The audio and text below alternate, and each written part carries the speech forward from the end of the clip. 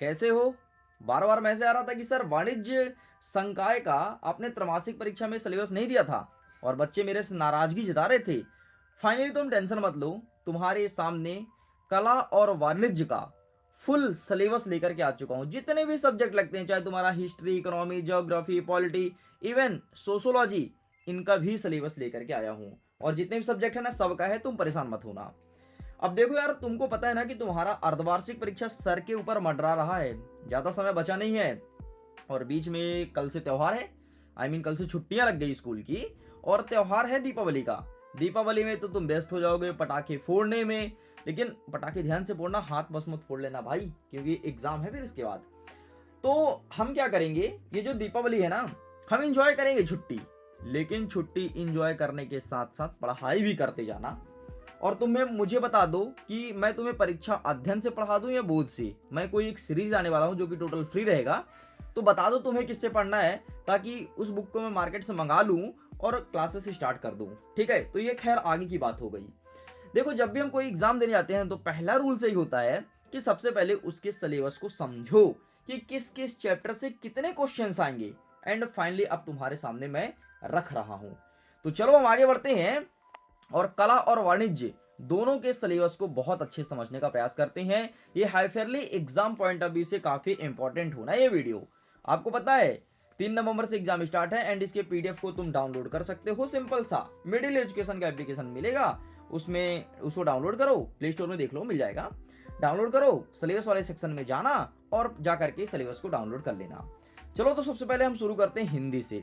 हिंदी में सबसे पहले गद्यखंड, काव्यखंड, व्याकरण, अभिव्यक्ति और माध्यम, इन 4 सेक्शन में मैंने बांट लिया है। अगर मैं गद्यखंड की बात करूं तो यहां पर आपको देखना है गद्य साहित्य का इतिहास। ठीक है, इसके बाद गद्य की विधाएं, इसके बाद आपको लेखक परिचय देखना है। लेखक परिचय कौन कौन सा आएगा मैं बता देता हूं। प्रेमचंद्र का पढ़ लेना, कृष्णा सोबती का पढ़ लेना, सत्यजीत राय का पढ़ लेना और बाल मुकुंद गुप्त। बस ये 4 तुम प्रिपेयर कर लेना, यहीं से तुम्हारे एग्जाम में देखने को मिलेगा। ठीक है, और बाकी इनके चैप्टर से ही पढ़ लेना, जैसे नमक का दरोगा से क्वेश्चन आएगा। ठीक है, मियां नसरुद्दीन वाले पार्ट से क्वेश्चन आएगा, तो यहां से भी देखने को मिलेगा, तो ये आपको करना है।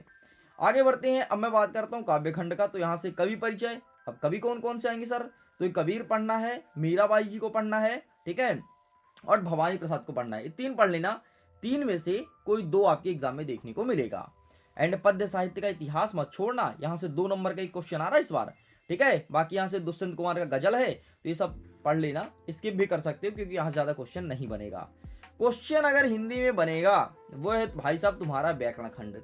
भर भर के क्वेश्चन आ रहा है, भर भर के बंडल में उठा उठा के पटक रहे हैं। तुमको एक चीज बता दे, तो तुम्हारा पेपर रेडी हो चुका है, तुम्हारा पेपर प्रिंट होने गया है। ठीक है, प्रेस तो प्रिंट हो रहा है, बाकी पेपर तुम्हारा सब कुछ रेडी है। तो यहां से तुमको क्या देखना है, काव्य के परिभाषा और भेद, अलंकार, रस और छंद, भाव पल्लवन देखना है, शब्द शक्ति देखना है, शब्द गुण देखना है, अनुच्छेद लेखन देखना है, विज्ञापन लेखन देखना है, निबंध और रूपरेखा देखना है, पत्र लेखन, साथ में अपठित गद्यांश और पद्यांश, संवाद लेखन और सार संक्षेपण, ये चीज आपको कवर अप करनी है। ठीक है, इतना कवर कर लेना। अभिव्यक्ति और माध्यम में जनसंचार का माध्यम पढ़ना है तुम्हें, है ना। जनसंचार का मतलब होता है लोगों तक जो हम सूचना भेजते हैं तो कैसे भेजते हैं, ये चीज हमें कवर करना है। पत्रकारिता के विविध आयाम कवर करना है, डायरी लेखन के आयाम और कथा पटकथा, ये हमें प्रिपेयर करना है। इसके बाद एक और बुक है यार, बितान। बितान से 2 केवल अध्याय देखना है। एक है भारतीय गायिकाओं में बेजोड़ लता मंगेशकर, जिसको लिखने वाले कुमार गंधर्व हैं, और राजस्थान की रजत बूंदे। बस इतना हमें हिंदी में तैयार करना है। स्क्रीनशॉट चाहो तो स्क्रीनशॉट लो, पीडीएफ को डाउनलोड करना चाहो तो पीडीएफ को डाउनलोड करो, जो तुम्हारी मर्जी हो भाई वो कर लेना। चलो आगे बढ़ते हैं, नेक्स्ट हम अंग्रेजी की तरफ। अंग्रेजी को हमने 4 भागों में फिर से बांटा है। बांटा क्यों है, सरल बनाने के लिए, ताकि तुम्हें समझ में आए कि वाकई सिलेबस क्या है हमारा। Hornbill, poetry, grammatical portion and snapshots. ठीक है, तो आओ सबसे पहले हम पोएट्री का देख लेते हैं। पोएट्री में मात्र तुमको 3 अध्याय पढ़ना है, फोटोग्राफी वाला, ठीक है, एंड ये सेकंड वाला एंड थर्ड वाला, ये 3 अध्याय तुम्हें प्रिपेयर करना है। इसके बाद तुम एक काम करना, हॉर्नबिल का देख लो। तो हॉर्नबिल में अध्याय 1, अध्याय 2, अच्छे ब्रैकेट में लिखो ना, अध्याय है 3, 4 और 5, ये 5 अध्याय तुम्हें हॉर्नबिल में देखना है। अगर मैं स्नैपशॉट की बात करूं तो यहां से तुम्हें देखना है 1, 2, 3, 4, 5 और ये 6 अध्याय तक यहां से कवर करना है। अब ज्यादातर क्वेश्चन आएगा ग्रामेटिकल पोर्शन से। पैसेज के बहुत सारे क्वेश्चन ग्रामर से बनेगा। पैटर्न चेंज हुआ है, तुम्हें पता है ना। 30% क्वेश्चन तुम्हारा कॉम्पिटेटिव बेस्ड क्वेश्चन रहेगा और टफ रहेगा। ठीक, तो आओ देखते हैं। टेंस पढ़ लेना यार, टेंस आएगा। फॉर्मल एंड इनफॉर्मल लेटर, ठीक है। पैराग्राफ राइटिंग, पैराग्राफ राइटिंग मतलब कोई टॉपिक दे देगा, जैसे दे दिया मेला के बारे में, ठीक है, और मेला के बारे में तुम अपने शब्दों में लिखो, यही तो है पैराग्राफ राइटिंग। डिटरमिनर, डिटरमिनर मतलब सो दैट, TOO और टू का यूज, ठीक है, इफ और अनलेस का यूज, ये सब आएगा, ठीक है। आर्टिकल AND का एक क्वेश्चन आता है, तुम्हें ये तो जानते हो, फिक्स भी है, हर साल आता है, तो ये आएगा, ठीक है। एसे राइटिंग, एसे लिखने को आएगा, कुछ भी दे सकता है, wonder of science, my hobby, या फिर इंपॉर्टेंट ट्री, कुछ भी दे सकता है, तो इसके बारे में लिखना पड़ेगा, ठीक है। एंड नेक्स्ट आप देख लेते हो कंपाउंड सेंटेंस, सेंटेंस को जोड़ना, कंपाउंड करना, बाकी इसके कम ही क्वेश्चन आएंगे, तो इसे स्किप भी कर सकते हो। अच्छा सुनो, मैंने तुम्हें एक चीज बताना भूल गया, क्लासेस चल रही है, इंग्लिश ग्रामर की क्लासेस मिडिल एजुकेशन के एप्लीकेशन में चल रहा है, और उसमें भारी भरकम डिस्काउंट भी मिल रहा है। तुमको पता है, जो क्लासेस 1000 का था ना, इसका रेट सीधे डाउन करके 149 रुपीज किया गया है, और बिग डिस्काउंट है यार, ये दीपावली चलते कम हुआ है, तो जाकर के जुड़ना जरूर, जुड़ोगे तुम्हें बहुत फायदा मिलेगा उस क्लासेस से, है ना, क्योंकि पूरा का पूरा तुम्हारे सिलेबस के अकॉर्डिंग वहां पर पढ़ाया जा रहा है। तो इंग्लिश का कोर्स परचेस कर सकते हो, 6 मंथ की वैलिडिटी है ना, 6 माह तक बढ़िया चिल करके पूरा पढ़ते रहो, बाकी तुम्हारा एग्जाम तो उसके पहले हो जाएगा, लेकिन तुम्हारा 6 माह तक वैलिडिटी है उस कोर्स का, 6 माह तक तुम इस वीडियोस को कभी भी देख सकते हो, और डेली लाइव क्लास चलती है। ऐसा नहीं कि तुम्हें मैं रिकॉर्डेड वीडियो दे दूंगा तो तुम पढ़ते रहो, नहीं पढ़ना तो मत पढ़ो, ऐसा नहीं, डेली लाइव चलेगा, टाइमिंग रहता है 8 बजे शाम को, तो कोर्स परचेस कर सकते हो, ये भी मिलेगा आपको मिडिल एजुकेशन के एप्लीकेशन पे, ठीक है। एक मैं वीडियो बनाया हूँ कोर्स कैसे परचेस करें, तो उसका लिंक मैं दे दूंगा वीडियो को डिस्क्रिप्शन बॉक्स में, और पिन्ड कमेंट में भी, तो वहां से तुम देख लेना, ठीक। बाकी ये सब पढ़ा दिया जाएगा वहां पर, तो इसके लिए तुम परेशान मत होना। चलो आगे बढ़ते हैं नेक्स्ट। अब हम देखते हैं हिस्ट्री, मतलब इतिहास से कौन कौन सा चैप्टर पढ़ना है हमें। सबसे पहले देख लो अनुभाग 1, इसमें 2 चीज तुम्हें पढ़ना है, ठीक है। विषय 1, इसमें भी 2 चीज पढ़ना है, ठीक। इसमें अनुभाग 2, इसमें 1 चीज पढ़ना है, ठीक है। और यहाँ पर विषय 2, इसमें भी देख लो 2 चीज आपको पढ़ना है।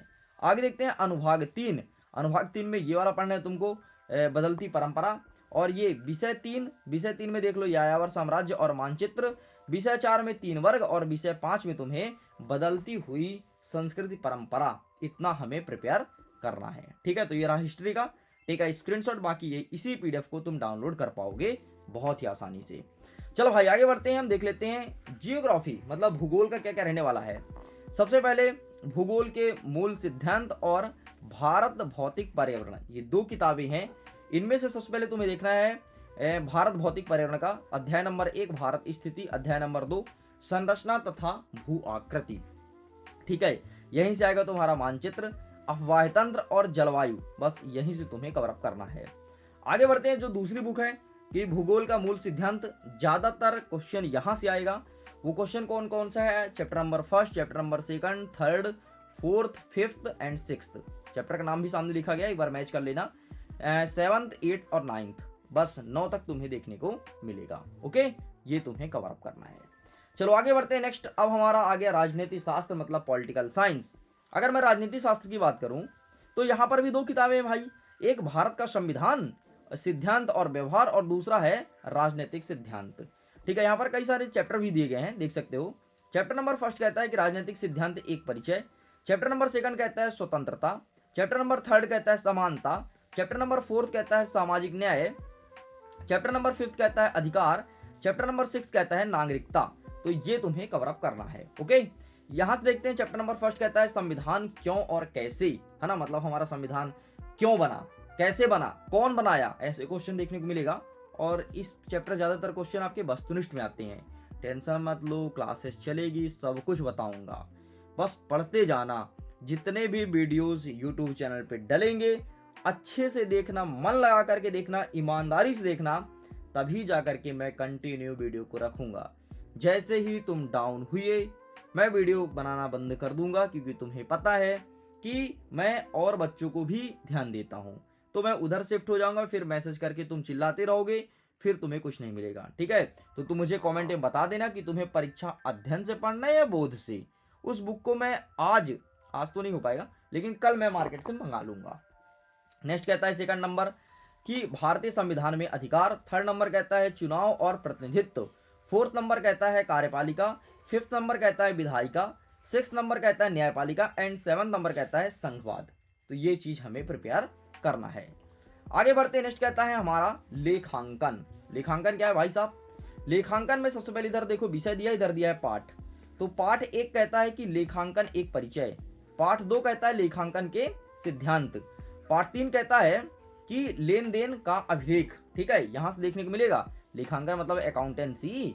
ठीक है, चैप्टर नंबर 4 देख लो लेन देन के अभिलेख 2, चैप्टर नंबर 5 देख लो बैंक समाधान विवरण, चैप्टर नंबर 6 देख लो तलपट एवं अशुद्धियों का संशोधन, चैप्टर नंबर 7 देखो हास प्रावधान एवं संचय। ये चीज हमें कवर अप करनी है। आगे बढ़ते हैं, नेक्स्ट कहता है बिजनेस स्टडी से कौन कौन सा चैप्टर देखने को मिलेगा।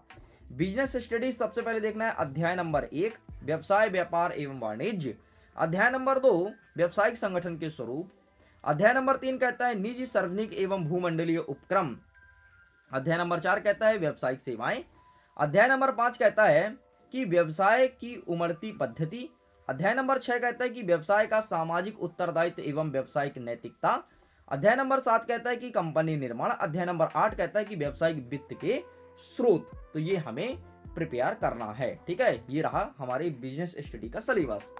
आगे बढ़ते हैं, एक आध और किताब बचा है, एक आध और सब्जेक्ट बचा है। जैसे आपका ये हो गया सोशलॉजी मतलब समाजशास्त्र। तो इसमें देख लो, इसमें अध्याय 1, 2, 3 और 4 और अध्याय 4 के अंतर्गत ये 3 टॉपिक यहां से क्वेश्चन देखने को मिलेगा। ये रहा तुम्हारा समाज शास्त्र। ठीक है, सब कुछ कंप्लीट हो गया मेरे भाई। इतना ही तुम्हें पढ़ना था और इतना ही तुम्हारे एग्जाम में आना है। तो पूरा का पूरा पढ़ लेना, बाकी टेंशन मत लो। मैं बैठा हूं, तुम्हें टॉप कराऊंगा, तुम्हारे सामने मॉडल पेपर लेकर के आऊंगा और वो सभी क्वेश्चन बता दूंगा जो तुम्हारे एग्जाम में देखने को मिलेगा। सो वीडियो को एंड करता हूं। Thanks for watching. खुश रहिए, पढ़ते रहिए, मुस्कुराते रहिए, अपने मित्रों तक पहुंचाइएगा जरूर वीडियो को। ये आपका कर्तव्य नहीं बल्कि दायित्व है। Thank you.